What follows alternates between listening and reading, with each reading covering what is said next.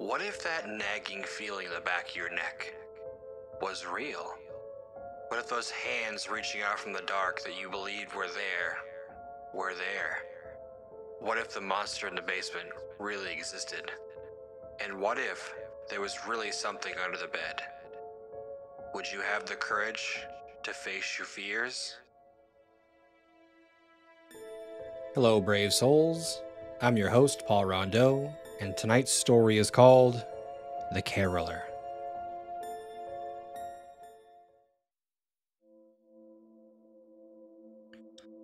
I always thought it was one of life's wonderful coincidences that my fiancée was named Noelle, and she loved Christmas more than anybody I know. Every single year, as soon as Halloween was over, she'd be up in the attic fetching lights, baubles, and tinsel, ready to transform our home into a space so festive it would put Santa's grotto to shame. I can picture her now, hanging bows and ribbons over the fireplace in our cottage, blonde hair tied back, stray specks of glitter on her cheeks, and with the sleeves of her latest awfully cheesy Christmas jumper rolled up so she could work even harder. I even joked that the first dance at our wedding would be to the strains of "I'll Be Home for Christmas," and Noelle laughed until tears ran down her cheeks.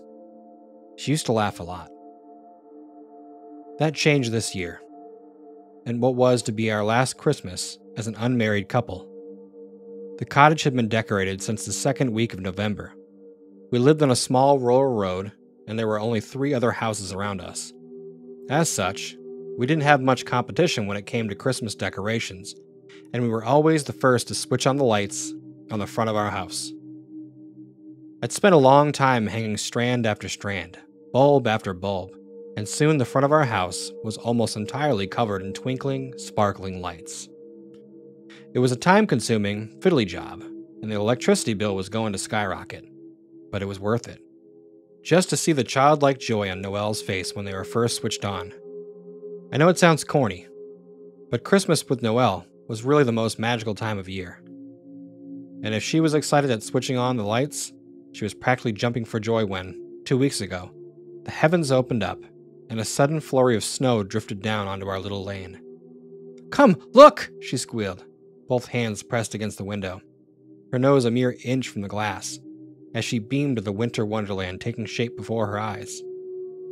I slipped up behind her, wrapped my arms around her waist, and kissed her rosy cheeks as we watched the snow fall together. Soon, everything was blanketed in crisp, pristine snow. I lit the log fire, mulled some wine, and we had a truly heavenly evening together. Sometimes, in my darkest moments, I can take comfort from the fact that Noelle and I shared amazing nights. Sometimes. The snow fell into the following day, and when we rose that morning, it was at least 5 inches thick. Noelle warmed her hands on her mug of coffee and stood at the window, transfixed. A short distance along the road, we could see our neighbors, Sarah and Kevin, who held their infant daughter Olivia in a baby carrier strapped to his chest, out in the yard building a snowman. We'd been good friends with them ever since we moved in, and it made me smile to see their ruddy cheeks and the small puffs of steam that they exhaled rose around them as they laughed together. Noelle waved down to Sarah. The diamond and the pink sapphire engagement ring I'd agonized over for weeks twinkling in the bright winter sunlight, and the happy family below saw her and waved back. I know this sounds cheesy, but it was an idyllic holiday morning. By midday, it became obvious that we weren't going to be driving anywhere for the foreseeable future, and my vain attempt to drive my battered old car out of the garage and across the snowbound driveway were very quickly dismissed as futile. Instead, I reversed the car back into the home, closing the garage door behind me. "Looks like we're stuck here," Noelle smiled. I really hadn't minded. I could think of nowhere I'd rather be. There was just one blip on our otherwise wonderful day. Just after lunch, I accidentally brushed against the tree, knocking our star from the top. It hit the floor with a clatter, narrowly missing the assortment of brightly wrapped gifts that were already strewn about, and, much to Noelle's dismay, snapped in two. It had been the same star that Noelle had placed atop her tree for over a decade, and while it looked a little threadbare, it bore more significant sentimental value for her. My attempts to mend the star came to naught, and I told a teary-eyed Noelle that I promised I'd take her to buy a brand new one just as soon as the roads cleared. If only that had remained the worst thing we'd have to deal with. If only he hadn't come to our home. Later that evening, the fire was crackling away, casting a dancing light about the now darker room when we heard the voice. It took a few moments to recognize that it was real, not from one of Noel's scratchy old Christmas records. It was a rich, deep voice, slowly and tunefully singing, "I Saw 3 Ships." Noel recognized it a moment before I did. A look of unadulterated joy spread across her beautiful face as I asked her, "Can you hear that?" "A caroler!" she cried, actually clapping her hands as she wandered into the hallway. As we moved closer to the door, I could see a figure through the misted glass. Even from here, I could tell he was a big man, at least 6'5", broad shoulders and barrel-chested. "I saw 3 ships come sailing in on Christmas Day, on Christmas Day."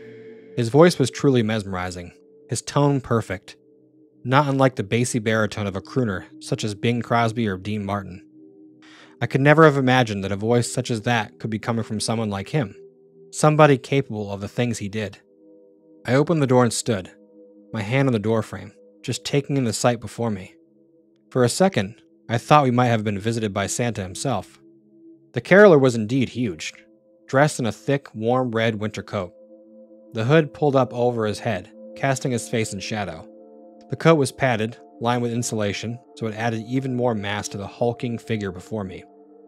He even had a long, unruly beard that spilled down his burly chest.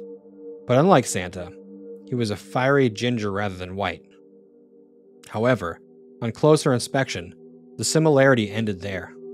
The caroler wore what looked like combat trousers and battered but sturdy-looking old black army surplus boots, which were partially buried in the thick snow. Illuminated by the glow of our porch light, snowflakes cascaded down around him, hands behind his back while his deep, powerful voice continued to boom out the classic carol. "And what was in those ships, all 3?" He was truly an awesome sight. I turned back to Noelle to watch her reaction to the caroler. I knew her face would be a picture, and, for a few brief seconds, it was. She grinned at him, mesmerized by his songs. Then, abruptly, the rapt smile on her face shattered. Her eyes widened in unspeakable terror, and she started to scream. In that moment, I heard 3 distinct and separate sounds. Noelle's heart-rending cries, a heavy, dull, metallic thud, and the caroler's deep, singing voice, utterly unfazed and smoothly continuing with his song. "Pray with the sail those ships, all 3 on Christmas Day, on Christmas Day." I was only dimly aware of a hot, aching sensation in my hand as I turned back to see what had caused such a terrified reaction from my fiancée. It took me a few seconds to make sense of what I saw.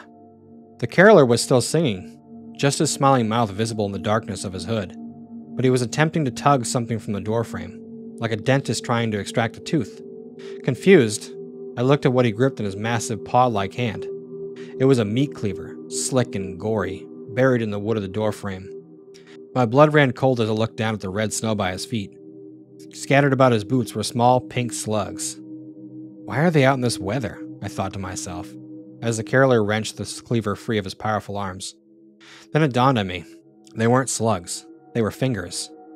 The caroler kept right on grinning and singing as he raised the cleaver for a second strike, and I froze, dumbly staring at the useless, bloody stumps that marked where my fingers had once been on my right hand. Suddenly, Noelle was there, slamming the door closed in the caroler's face, still screaming. "Krish!" she cried, over and over. She grabbed my scarf from beside the door, the same warm, woolly scarf I'd worn while decorating the front of our home with lights, and then took my wounded right hand in hers. Gently, she pulled me away from the door, as if she wrapped the scarf around my mutilated hand as a makeshift bandage. The dull ache was now a roaring pain, white hot and sending sparks of agony up my arm with every beat of my heart. "The police," I mumbled, my vision suddenly starting to swim. Maybe it was the blood loss. Maybe it was shock. But every step I took away from the door was shakier than the last. Noelle put my arm over her shoulder, and together we staggered into the lounge, to the phone. Outside, the caroler continued to sing. "On Christmas Day in the morning." As we reached the sofa, I tripped, stumbled, then eventually pitched forward onto the seat. Without thinking, I tried to break my fall, putting my hands out before me. Even wrapped in the scarf, the sudden jarring impact as the ruined stumps on my hand struck the hard back of the chair was agony, causing me to cry out in pain. For a moment or two, I could only hear the rushing roar of my own blood in my ears, my vision little more than a white haze, as if I'd fallen face first into the deep snow outside. I don't know how close I came to passing out, but when I was next aware of my surroundings, Noelle was cradling my head in her hands and telling me that I needed to stay with her. "Please, Chris," she whispered frantically. "Just stay awake. You need to stay awake." I nodded dully, knowing that somehow, fortuitously, I had ridden out the pain. "Phone," I whispered again. "Please." Seemingly reassured that I wasn't going to pass out anytime soon, Noelle nodded grimly, planted a kiss on my forehead, and scrambled across the room to the phone. She picked up the receiver, quickly punched the buttons, and then she started to weep. "It's dead," she sobbed, dropping the phone to the floor. "The line's dead." "The snow?" I asked, but even as I said, I heard the voice from outside echoing under the moonless sky. All is calm, all is bright. Silent night. He was taunting us, telling Noelle and I that he knew we weren't able to place the call. Then I saw that cleaver again in my mind's eye. Its brutish weight and wicked sharp edge, I knew he'd cut the cable. He'd silence us. "Your cell!" I hissed, and Noelle nodded, before dashing out of the room and upstairs to our bedroom. There was silence for a few seconds, then I heard her despairing cry, "Call failed!" She ran back to me, dialing the emergency services over and over, each call ending in the same infuriating beep. Sleep in heavenly peace. I saw red blood pounding in my ears. Before I knew what was going on, I was already lunging towards the door. I don't know if I really thought I could hurt him, but I know that in that moment I was ready to risk it all to try. I shouted a tirade of expletives, adrenaline coursing through my veins, and lurched across the room. Then, once again, Noelle was there. She deftly stepped between me and the door, her big green eyes locked on mine. "No," she said, quietly but firmly. "Don't go out there. Please, I need you." And with that, she placed her left hand on my chest. The jewels in her engagement ring twinkled like lights on the tree, just a few feet away. I felt the rage and fury ebb away, seeming to pour out of me as I realized she was right. If I ran out there and tried to fight him, what would happen if I lost? What would he do to her? It wasn't a risk I could bear to take. "Okay," I said, calmer, quieter. She didn't drop her hand straight away, frowning at me for a second longer, unsure if I was truly ready to drop the foolhardy charge I'd been prepared to make moments earlier. "Seriously," I said, taking her hand into mine. "It's okay." With that, she nodded, then embraced me, holding me close as we both tried to comprehend the horror of what had just happened. It took me a moment to realize that, once again, the night had fallen quiet. "Do you think he's gone?" I asked, gently releasing Noelle and moving towards the curtains. "I don't know," she whispered back, already trying her phone again. The look in her face was enough to tell me she wasn't getting through. Coverage had always been an issue in our house, especially when the atmospheric conditions such as snow or rain contend with them. We used to joke that the fact that nobody from the office could ever reach her on a day off was the clincher in our decision to buy this place. We used to joke about a lot of things. I inched closer to the curtain, preparing to peek outside. I don't think I've ever been more frightened than I was in that moment. My hand closed around the material and prepared to pull it aside. I think we've all had that fear of peering out of a window into the dark and finding an unfamiliar face staring back. The difference was that this time, I knew for a fact the face would belong to the man who wanted us dead. We both held our breath as I stood there for what felt like 10 whole minutes, yet I realized it was probably less than 20 seconds, paralyzed with fear. Then I whipped the curtain back. There was nothing there. Just our yard and the dark street beyond. I stood staring out in the night, trying to spot even the slightest hint of the careless presence. However, snow changes the familiar into something else. It coats and covers everything, obscuring some things. Its bright color lightening and transforming others. The weight of the drifts on the trees, hedges, and bushes outside caused them to lean and sag under its weight. As the wind caused the branches to bob, each of them looked like a pale, watchful face, peeking out from me from behind a strange, shapeless white blob that could have been anything from a bike to a climbing frame to a rose bush. Time and again, I thought, just for a split second, that I caught sight of the monster in the red coat, but I neither saw nor heard a thing. Finally, I exhaled. "He's not here," I said. "So what do we do?" Noelle asked. The sudden wave of relief I had been feeling dissipated as I realized that the absence of our tormentor didn't mean anything. He was still out there, somewhere, and we had no idea if or when he might return. "We need to get somewhere safe, quickly," I replied. "The car?" Noelle suggested. It was the only course open to us. That or walk out in the dark night, where he was waiting for us. I nodded, and then, as fast as I could, we dashed through the house to the kitchen. There was an adjoining door to the garage, so we'd be able to go into the car without needing to venture outside. I told Noelle to wait at the door while I got in the car, started the engine, and then opened the sliding garage door to check the path was clear. If that all went out without a hitch, she was to run straight to the passenger side door, and then we would get the hell out of there and not stop until we hit the nearest town a few miles away. If anything else happened, she was to slam the door and lock it. At first she protested, but I made her promise that she'd do as I asked. I couldn't let him have us both. It seemed like a good idea, one that could work. I really thought it could. With her reassurances that she wouldn't take any risk ringing in my ears, I kissed Noelle goodbye and then stepped into the garage. As I crept into the shadowy interior, I felt the temperature drop drastically. It must have been below freezing outside, yet still, I could feel beads of sweat running down the small of my back, perspiration causing my shirt to cling to my armpits and sides. I was terrified. My head snapped back and forth into every corner, expecting the red-clad invader to suddenly bear down on me, cleaver raised, that terrible grin on his face. It never came, but that open space between me and the car left me feeling horribly exposed and vulnerable. I glanced back over my shoulder, once, twice, 3 times. But each time the only face I saw was Noelle staring back at me, tight-lipped and teary-eyed. Finally, I reached the vehicle, cursing when I saw that the windows were frosted over. That meant spending even more precious seconds in it with the engine running. Even longer than I'd be broadcasting our intentions to the caroler. As quickly as I could, I awkwardly threw the door open with my left hand, then dived inside, slammed the door closed behind me, a steel barrier between myself and the horrors outside. I breathed a long sigh of relief, then inserted the key in the ignition. I took a deep breath, turned it, and it purred to life. I don't think I've ever been so grateful to hear a noise in my life. Quickly, I flicked the wipers on, hoping to clear my field of vision. I heard the rhythmic squeak as the rubber swept back and forth against the glass, but to my confusion, the window didn't clear. Frowning, I reached out to the screen and drew my fingers across it. They came away wet, leaving clear streaks that revealed the garage door before me. Condensation, not frost. I saw the gap beneath the garage door straight away.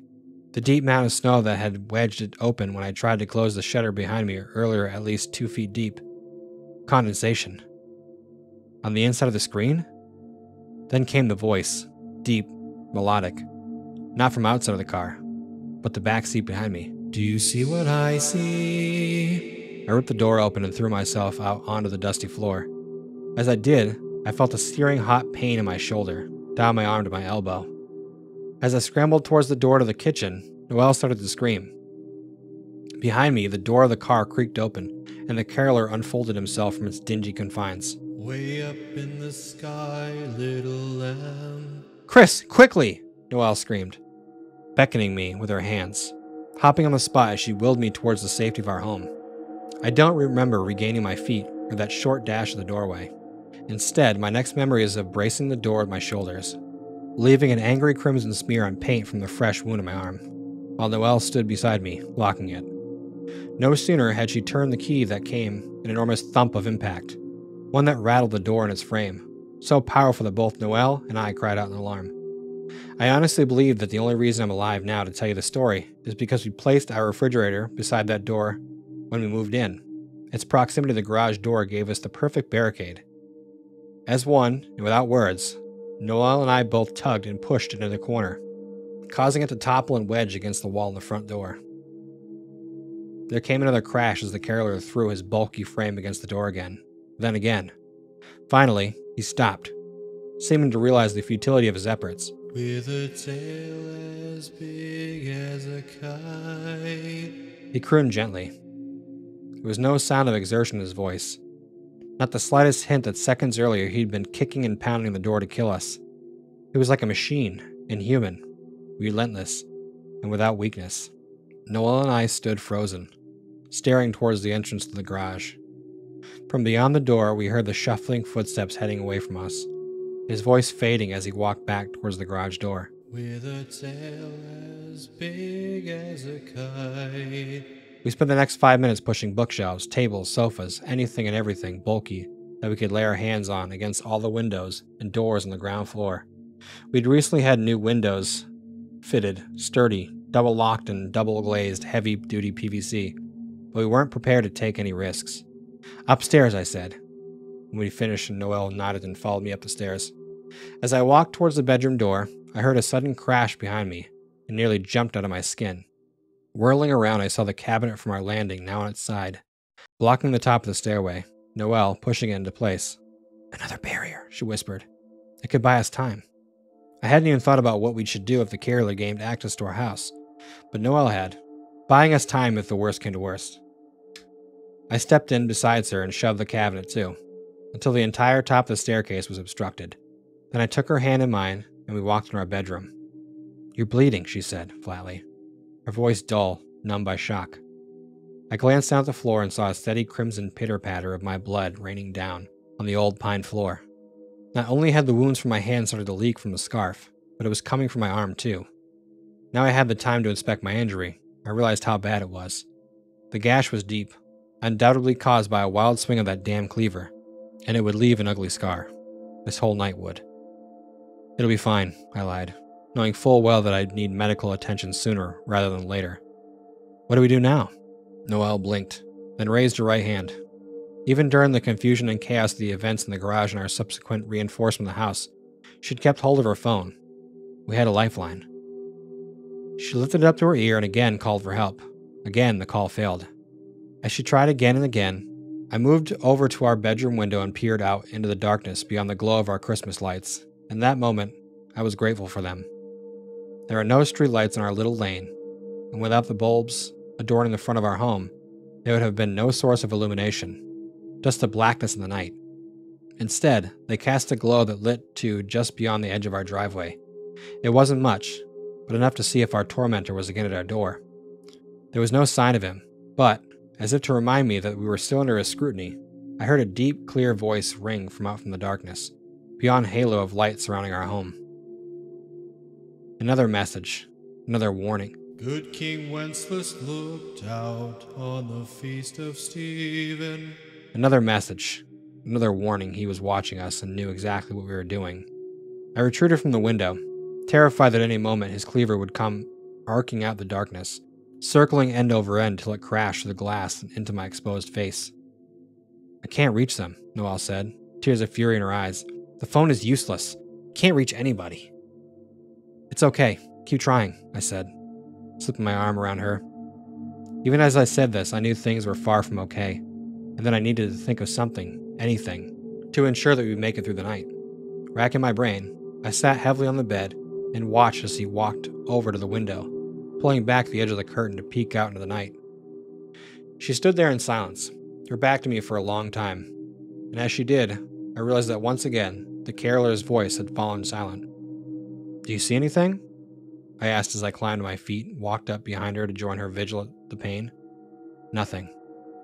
I looked over her shoulder at the street below and saw something that made my heart freeze. Over the road, just a little down the way, I could see light from the window of Kevin and Sarah's home. Our neighbors, with their baby daughter, were at this monster's mercy. I gasped in realization, and as I did, Noelle followed my gaze, then clamped her hand in her mouth. "Oh no," she cried, fresh tears springing to her eyes. I stared out in the darkness and realized that our friends and their child needed to be warned. "I need to get them before he does," I whispered, my voice betraying my terror. "Chris, you can't," Noelle cried, her hands gripping onto my shirt, her head shaking back and forth in denial. "I can't leave them to him," I said, gently loosening her fingers from my clothes. "They have a baby, Noelle. Olivia's just a baby." "But what if you don't make it there?" Noelle asked, anger in her voice now. "He'll kill you and you've died for nothing. Then he'll come here and kill me. Then he'll kill all of them, and all of us, for nothing." "And what if I do make it there?" I replied gently. "Their phone might still be working. Maybe they have coverage in their home. And Kevin drives a 4x4. If anybody's car is getting out of here, it's his. Noelle stared at me, furious and frightened, and it took every ounce of resolve I had to stick to my guns.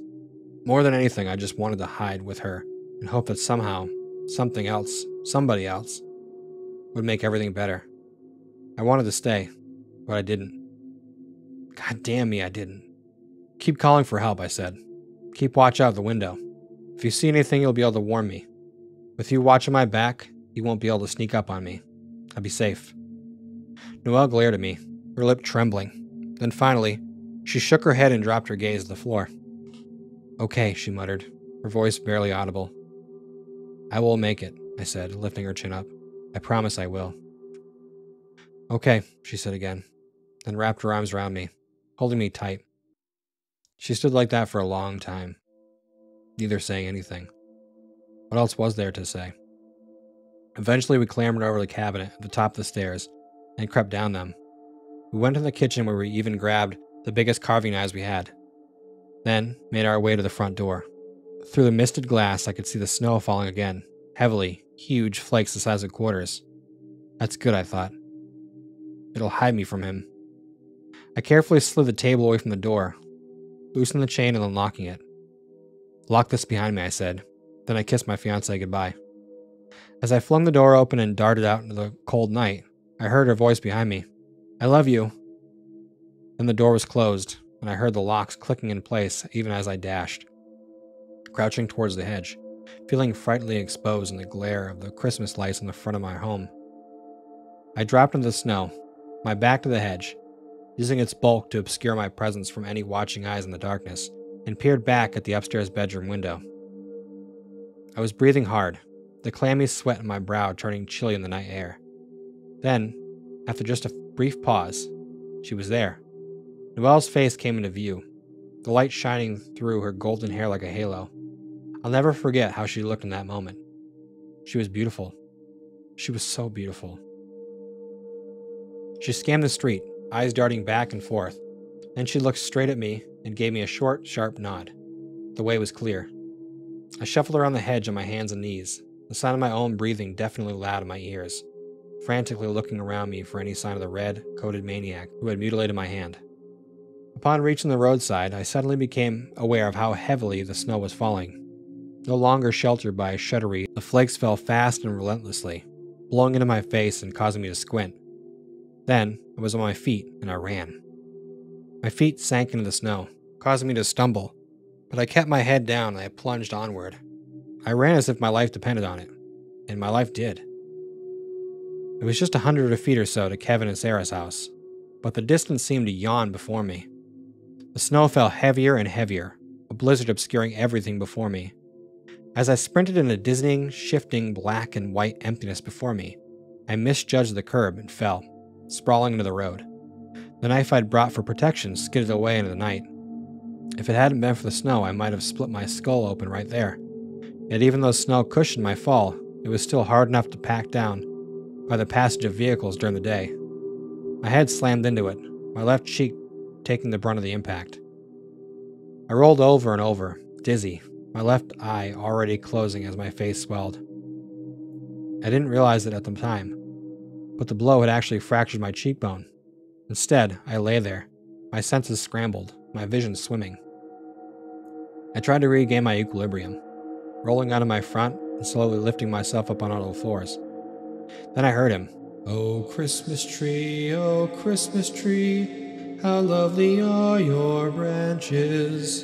It was like being doused with a bucket of iced water. My head cleared instantly. The voice was so loud, clear, close. I sprang to my feet and forged forward, desperately glancing around me, terrified that the cleaver-wielding monster would suddenly loom out of the darkness, that sick smile on his face as he sang. I was so frantic that I again misjudged the curb on the other side of the road, tripping, stumbling, yet somehow staying upright, even as my foot stuck a patch of ice and sent me spinning like a top. I turned once, twice, arms windmilling, then finally righted myself. Panting, gasping, I looked around me, then saw the figure stood mere feet away. I screamed and frantically backpedaled, my foot again landing on the patch of ice, This time, I was not so lucky, my heels sliding forward as I fell down onto my behind. Sitting heavily in the snow, my teeth clacked together hard, snapping shut on my tongue and filling my mouth with a coppery taste of my own blood. Helpless, I waved my hands in a weak gesture of defense, hoping to somehow fend off my assailant, knowing even as I did that it was hopeless. I was going to die here. But instead, the figure remained motionless and passive. A snowman, the same snowman I had seen Kevin and Sarah building that very afternoon. It stared down at me, that silly wide smile on its face, and I almost wept with relief. Beyond it, I saw the warm glow from the windows that had set me on my journey through the snow, and finally, I actually thought that things might be okay. I stood again and dashed toward their door, a piece of coal crunching beneath my boot, causing my ankle to roll slightly, but this time I maintained my balance.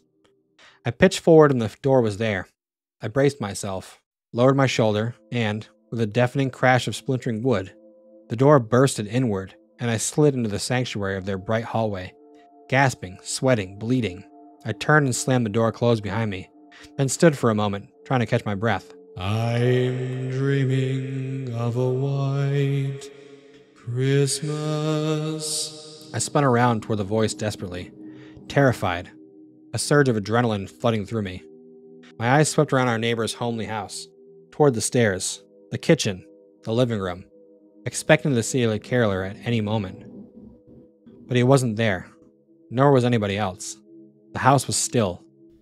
And children listen to hear sleigh bells in the snow. Then I realized that wasn't his voice. It was the original recording. Bing Crosby's voice coming from a speaker somewhere within the house. I actually laughed. A sudden, unexpected voice had seemed to bubble up from my chest and out of my mouth without warning. I didn't like the way it sounded, high-pitched, shrill, hysterical. Yet somehow that made it all the funnier and set me off laughing again. I laughed until tears ran down my now purple, swollen cheek, and I dabbed them away with a blood-soaked scarf wrapped around my throbbing hand. Finally, the laughter, or was it sobbing, subsided, and I coughed to clear my throat. Then I realized that, other than the voice of good old Bing, I hadn't heard a single other noise. Not even a mouse.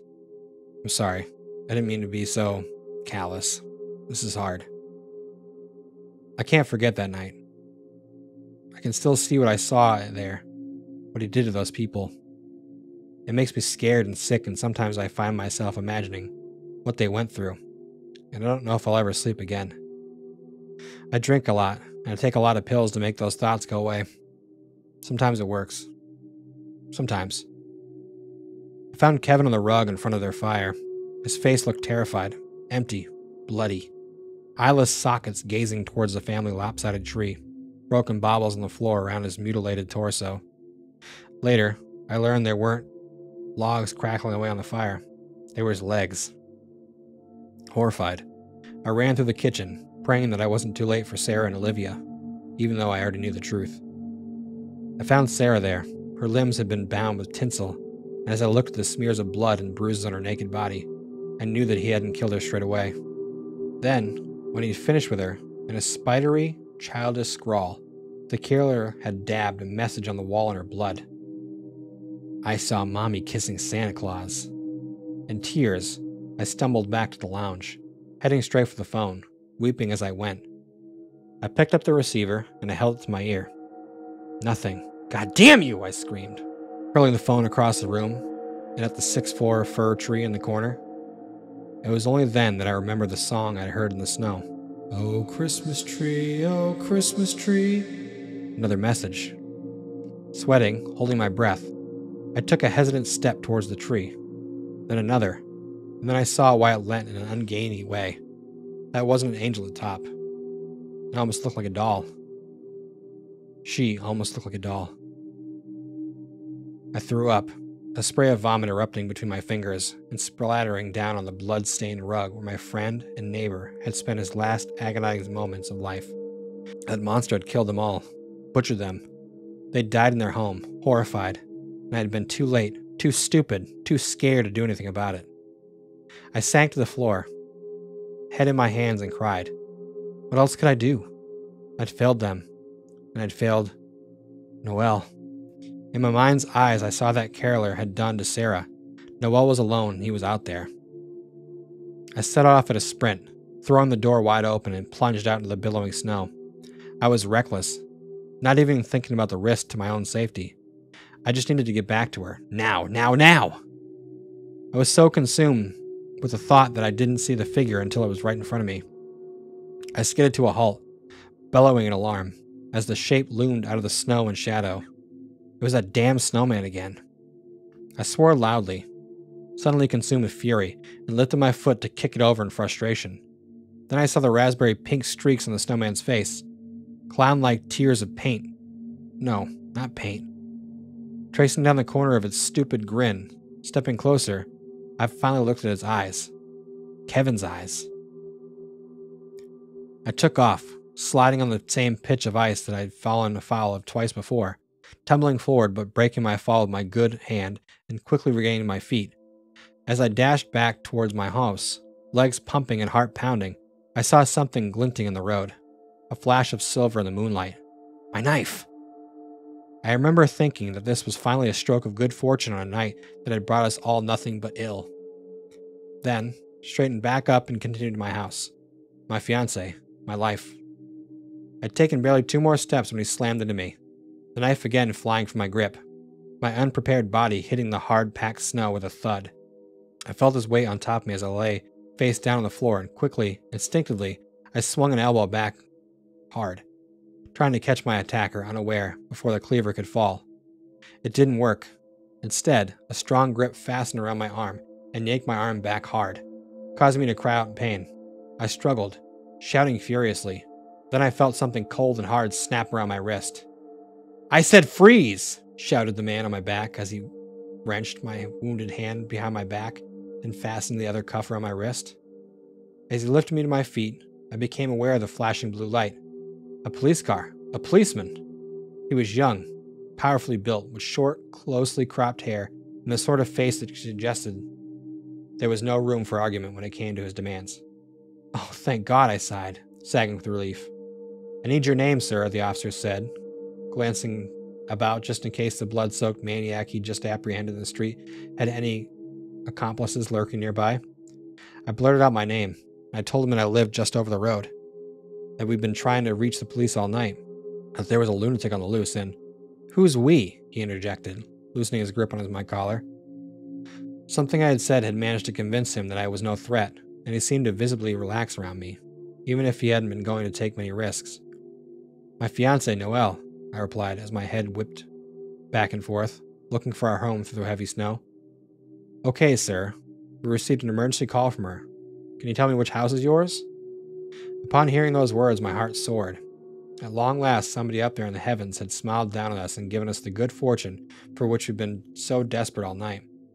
Noelle had finally managed to get through the authorities. We were safe at last. "Yes," I replied, turning toward our house. "Come on, I'm going there now. It's the one with all the lights." At first, I couldn't see the lights on our house, and I couldn't understand why. Finally, I spotted them, but something was wrong. There weren't as many. They seemed to be more sparsely distributed than I remembered, and several of them seemed to be piled up in a mound at the bottom of the wall, unceremoniously dumped there. It was as if they had been ripped from the wall, or had fallen away under the weight of something bulky, collapsing, or something heavy and powerful had climbed them. I don't remember much about what happened next. It seems I broke free from the officer and ran towards the house. I can see flashes, snatches of memory. The door, already open. Bloody footprints on the staircase. The cabinet, pushed aside on the landing. The dark puddles seeping out from under the bedroom door. Noelle. The pieces of Noelle. Then the policeman was on me, bundling me out of the door, screaming at his radio for assistance, even as he dragged me back from the stairs, out of the door, to his car. I have no idea how long it took the other officers to arrive. It could have been hours. It could have been seconds. I remember crying, unable to answer the paramedic's questions as he examined my battered, swollen face, my mutilated hand, the terrible gash on my arm. Eventually, one of the officers swarming in and out of my house told the ambulance crew that I could have been taken to the hospital. As they closed the ambulance doors, I saw one policeman dash out of my house and puke all over the front path, the liquid streaming in the snow. Later that night, they told me that Noelle was gone. Of course I knew that. I'd seen what he'd done to her, seen the blood spatter on the walls, dripping from the ceiling. When I close my eyes, now I still see it, every single time. So much blood. A week later, I was released, still sore and taking a cocktail of pain medication to get to sleep each night. Despite the bitterly cold afternoon air, so freezing it caused my bones to ache, I spent at least 5 minutes standing on the doorstep, unable to move into the house that had once been my home, but would now only ever be the place I lost Noelle. I don't know exactly how long I'd stood there when I was interrupted by a tall black man with a weary face, wearing a long coat, who walked up the path behind me and introduced himself as Detective Ryder, the senior investigating officer of the case. Ashamed of the fear that he had kept me outside, he led us both in the house and we went through the lounge. There, Ryder told me that over the remaining few hours before dawn after the ambulance had taken me away on the night the caroler came calling, the police had conducted a thorough sweep of the street, as well as Kevin, Sarah, and Olivia. They found the bodies of the Bridges family in the next house along. Mr. Bridges had been a gruff, surly guy, yet his wife and teenage son seemed to always be so happy, as if they somehow siphoned off his share of festive goodwill. I don't know what the caroler did to them. I suppose I should be thankful for that. Further down the road, Mrs. Parson had been out visiting family that evening and had been unable to get home in the snow. That trip had saved her life. The cleaver was from her kitchen. They never found the caroler. Ryder told me that the crimes were not unlike some that occurred over the holiday period last year right across the country. The police were treated both cases as related. The murders last year, like those of the night I lost Noelle, remained unsolved. That should be the part where my story ends, but it hasn't yet. I know it hasn't. Just 3 days ago, after the cleaners had finished the house, I finally mustered up the energy to clear away our Christmas decorations. I didn't want any more reminders that night. I was done with Christmas, for good. As I took down the tree, I saw a tag of one of the gifts on the floor below. Noelle's curling handwriting. To my husband-to-be, with all my love. N. The tears came suddenly, without warning. My body was racked with sobs so powerful they brought me to my knees.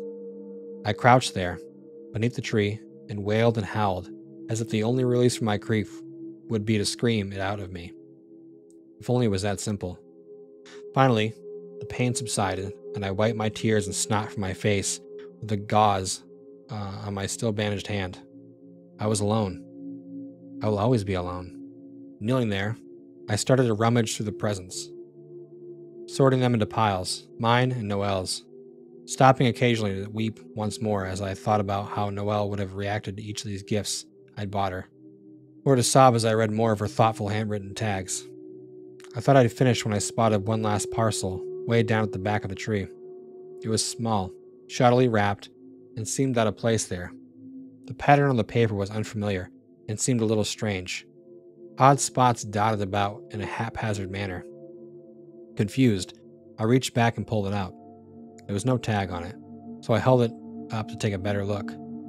That's when I realized that the spots in the paper weren't some avant-garde pattern. It was blood, seeping through from within. I don't know why I didn't just throw it across the room and get straight out on the phone to Detective Ryder. I don't know why I had to open it. I had to see what he left for me. But I did. I had to look. With a shaking hand, I peeled back the paper to reveal a dirty cardboard box, one that had been taken from our own trash. On top of it was a note, written in that same childlike scrawl that had been seen on the wall in Kevin and Sarah's kitchen. I read it, then slowly unfolded the lid of the box. I saw gray skin, dark red flesh, white knobs of bone. He'd made a star for the top of the tree, one he'd fashioned from fingers, bound together with his own thick red hair. At first, I thought I'd just scooped up mine from the snow, but I soon realized there were too many. It was only when I recognized the diamond and pink sapphire engagement ring on one that I realized he'd used some of Noelle's too. Detective Ryder arrived quickly. His team took the star and the note, searching it for further clues, running it for DNA and fingerprints, seeking some clue as to the identity of the caroler. They didn't see what I saw, didn't understand his message to me. Today I bought a gun, and tonight I will sit in my door and wait for him to return. And if he doesn't show, I'll do it again tomorrow night and the next night. I'll wait every night until Boxing Day because I know that between now and then he's coming back to finish what he started. To finish me. I'll sit, the gun in my hand, waiting to hear that voice once more. And then either I'll kill him or he will kill me. I'll return here and update the story if I survive. But if you don't hear from me, beware.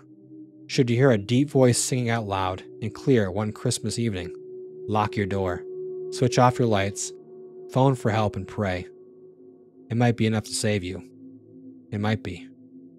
I suppose you want to know how I came to realize that he'll be coming back. What the note said that Ryder and his team have yet to decipher. It was more lyrics. Another message through song. The line was from a track I'd heard hundreds of times during my relationship with Noelle. One that I'd joked would be the first dance at our wedding. It was a line from I'll Be Home from Christmas. The note simply read, "You can count on me." I hope you enjoyed the story. Come back next time for some more scary stories. And as always, remember to face your fears.